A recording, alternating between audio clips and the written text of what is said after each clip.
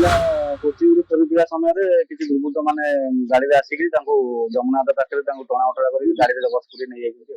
Medical ସମୟରେ ସେ ପିଲା ଯୋଉ 4-5 ଜଣ ଛିଡା ଥିଲେ ଅଙ୍କଲ ଏଇଠି ଗୋଟେ ଗାଡି କାରରେ ଗୋଟେ ଝିଅକୁ ଅପହରଣ କରି ନେଇଗଲେ। ମତେ ଫୋନ କହିଲେ, ମୁଁ ଗାଡି ନମ୍ବର ନା ଗାଡି ନମ୍ବର ନାହିଁ।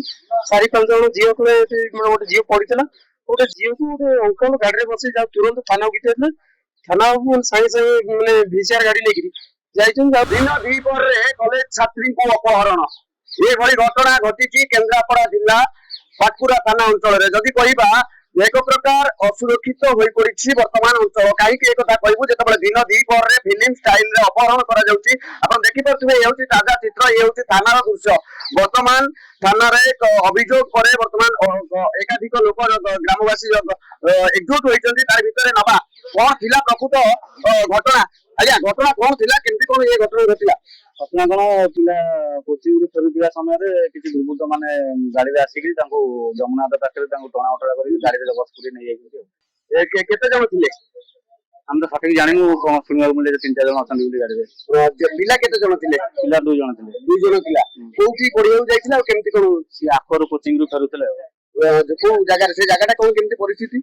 ନିଛାଟିଆ ଜାଗାଟା ପୁରା ଆମର ଯମୁନା ହାଟ ପାଖ ରାସ୍ତାଟା, ସୁନସାନ ରାସ୍ତାଟା। ସେମାନେ ମୌକା ଦେଖି ନେଇଯାଇଛନ୍ତି କିଡନାପ କରି।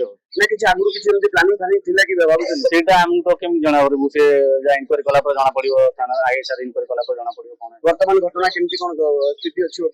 ବର୍ତ୍ତମାନ ତ କିଛି ଆସିନାହାନ୍ତି, ଧରା ପଡିଛନ୍ତି, ଏପର୍ଯ୍ୟନ୍ତ ଆସିନାହାନ୍ତି। ଆସିଲା ପରେ କଣ ସାର୍ କହିଛନ୍ତି। ଯାହା ସୂଚନା ମିଳୁଛି, ବର୍ତ୍ତମାନ ଘଟଣାକୁ ଗୁରୁତ୍ୱର ସହିତ ନେଇଛି ପାଟକୁରା ପୋଲିସ। ଆଉ ଗୁରୁତ୍ୱର ସହିତ ନେବା ପରେ ଛାନଭିନ ଆରମ୍ଭ କରିଥିଲେ। ତାପରେ ଆଜ୍ଞା, ଘଟଣାଟି କେମିତି ଘଟିଲା, କଣ କୋଉଠିକାର ଘଟଣା? ଘଟଣା ଆମ ଆଜି 10:30 ଟାଇମରେ ଆମ ଗ୍ରାମର ଝିଅ ମାନେ ଫେରୁଥିଲେ କଲେଜରୁ, ହାକୁଆ କଲେଜରୁ। ଫେରୁଥିବା ସମୟରେ କିଛି ଅଜଣା ଦୁର୍ବୃତ୍ତ ରମଜ ପାଖରେ ନିଛାଟ ଜାଗା ପାଇଁ ଅଟକେଇକିରି କାରରେ ପୁରେଇ ନେଇଛନ୍ତି। ଆଉ କାରରେ ପୁରେଇ ନେଇଗଲେ। ଝିଅମାନେ କେତେ ସୁରକ୍ଷିତ ବର୍ତ୍ତମାନ ଏବେକା ସ୍ଥିତିରେ? ଏ ତ ଘଟଣା ତ ବହୁତ ଆକ୍ଚୁଆଲି ନିନ୍ଦନୀୟ ଘଟଣା। ଯାହେଲେ ଅଞ୍ଚଳ ପାଇଁ ବାତାବରଣ ବହୁତ ଟିକେ ଇଏ ଆସିଛି। ତଥାପି ଯାହା ହଉ ପୋଲିସଙ୍କ ଦ୍ଵାରା ଏବେ ଦୁର୍ବୃତ୍ତ ମାନେ ଆରେଷ୍ଟ ବି ହେଇଛନ୍ତି, ଆସି ପହଞ୍ଚିବେ ଶୁଣିବାକୁ ମିଳୁଛି। ତ ଆମେ ଏଠି ଦାବି କରୁଛୁ, ଏସବୁ ଦାବି କରୁଛେ ସ୍କ୍ୱାଡ ତ ବୁଲୁଛି, ଆଉ ଟିକେ ଅଧିକା କଡାକଡି ହେଲେ ଭଲ ହବ। ଆଉ ଛାତ୍ରୀ ଜଣକ କୋଉଥିରେ ପଢୁଥିଲେ ଆଉ କେମିତି ଯିବା ଆସିବା କେମିତି କରନ୍ତି? ସାଇକେଲରେ ଯିବା ଆସିବା କରନ୍ତି। କୋଉଥିରେ ପଢୁଥିଲେ? +2। +2ରେ? ଆଜ୍ଞା। ବୟସ କେତେ ହବ ପାଖାପାଖି? ବୟସ ସେଇ 18 ଭିତରେ ବୋଧେ ହବ। ଆଜ୍ଞା, କେତେ ହବ? 15-16 ବର୍ଷ ହବ। 15-16 ବର୍ଷ, ମାନେ ନାବାଳିକା ଝିଅ। ବର୍ତ୍ତମାନ ନାବାଳିକା ଝିଅକୁ ଏଭଳି ଥାନା ପାଖରୁ 500 ମିଟର ଦୂରକୁ ଏଭଳି ଅଘଟଣ ଘଟିବା କୋଉଠି ନା କୋଉଠି ଗୋଟେ ଭୟର ବାତାବରଣ ସୃଷ୍ଟି କରୁନି? ଭୟ ତ ବାତାବରଣ ସୃଷ୍ଟି ନିଶ୍ଚୟ, କିନ୍ତୁ ପୁରା ସୁନସାନ ଜାଗା ଦେଖି ସେମାନେ କରୁଛନ୍ତି। ଆଉ ଗୋଟେ ତ କିଛି କହିହବନି କିଛି। ଯାହା ହଉ ଆଇଏସ୍ଆରଙ୍କୁ ମଧ୍ୟ ଧନ୍ୟବାଦ ଦଉଛି। ଯାହା ହଉ ତାଙ୍କ ତରଫରୁ ସେ ବହୁତ ଚେଷ୍ଟା କରୁଛନ୍ତି। ମାନେ କ୍ରିମିନାଲ ମାନେ ଆସେ ମାନେ ଧରା ପଡିଛନ୍ତି। ତାପରେ ଯାହା ଇନକ୍ୱାରି କରିବେ, ତଦନ୍ତ କଲା ପରେ ଯାହା ଜଣା ପଡିବ। ଜଣେ ଦେଖିଣାହାରୀ ଦେଖିଛନ୍ତି କଣ ଘଟଣାଟି? ମୁଁ ଆସୁଥିଲି ବାଟରେ ଆସୁଥିଲି ବ୍ଲଡ୍ ଟେଷ୍ଟ କରିବାକୁ ଏଇ ପାଟକୁରା ମେଡିକାଲ ସମୟରେ ସେ ପିଲା ଯୋଉ 4-5 ଜଣ ଛିଡା ଥିଲେ ଅଙ୍କଲ ଏଇଠି ଗୋଟେ ଗାଡି କାରରେ ଗୋଟେ ଝିଅକୁ ଅପହରଣ କରି ନେଇଗଲେ। ମତେ ଫୋନ କହିଲେ, ମୁଁ ଗାଡି ନମ୍ବର ନା ଗାଡି ନମ୍ବର ନାହିଁ। 4-5 ଜଣ ଝିଅ ଥିଲେ, ଗୋଟେ ଝିଅ ପଡିଥିଲା। ଗୋଟେ ଝିଅକୁ ଗୋଟେ ଅଙ୍କଲ ଗାଡିରେ ବସେଇ ଯାଉ ତୁରନ୍ତ ଥାନାକୁ ଘିତିଥିଲେ। ଥାନାକୁ ସାଙ୍ଗେ ସାଙ୍ଗେ ମାନେ ଭିସିଆର ଗାଡି ନେଇକିରି ଯାଇଛନ୍ତି, ତାକୁ ଟ୍ରାକ୍ କରିକି ଧରିଛନ୍ତି। ସେଥିପାଇଁ ବହୁତ ଧନ୍ୟବାଦ।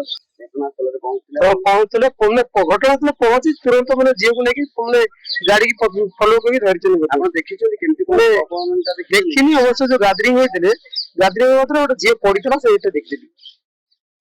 ନିଶ୍ଚିତ କୋଉଠି ନା କୋଉଠି ଗୋଟେ ଘଟଣା, ଏଭଳି ଘଟଣାକୁ ସମସ୍ତେ ନିନ୍ଦା କରୁଥିବା ବେଳେ ଏଭଳି ଭୟାବହ ପରିସ୍ଥିତିକୁ ନେଇ ବର୍ତ୍ତମାନ ସ୍ଥାନୀୟ ଅଞ୍ଚଳରେ ଗୋଟେ ଚାଞ୍ଚଲ୍ୟ ସୃଷ୍ଟି ହୋଇଛି। ଯଦି କହିବା କେନ୍ଦ୍ରାପଡ଼ା ଜିଲ୍ଲାର ପାଟକୁରା ଥାନା ଅଞ୍ଚଳର ଜମୁଦାବାଦ ଗଡା ନିକଟରୁ ଜଣେ କଲେଜ ଛାତ୍ରୀକୁ ଅପହରଣ, +2 କଲେଜ ଛାତ୍ରୀକୁ, ଯାହା ପୁଣି କୁହାଯାଉଛି ଜଣେ ନାବାଳିକା କଲେଜ ଛାତ୍ରୀଙ୍କୁ ଅପହରଣ।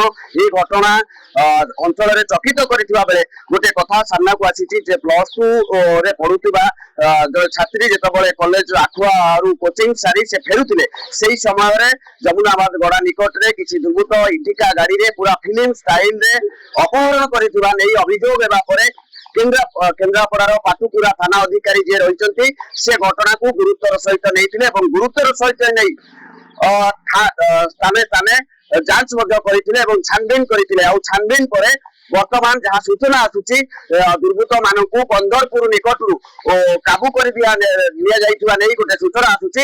ବର୍ତ୍ତମାନ ଘଟଣାସ୍ଥଳରେ ବର୍ତ୍ତମାନ ପୁଲିସ ପହଞ୍ଚି କାବୁ କରିଥିବା ନେଇ ସୂଚନା ମିଳୁଛି। ଦେଖିବାର ବାକି ବର୍ତ୍ତମାନ ଦୁର୍ବୃତ୍ତ ମାନଙ୍କୁ ଥାନାକୁ ଆଣିଲା ପରେ ପ୍ରକୃତ ଘଟଣା ଜଣା ପଡିବ, ସାମ୍ନାକୁ ଆସିବ।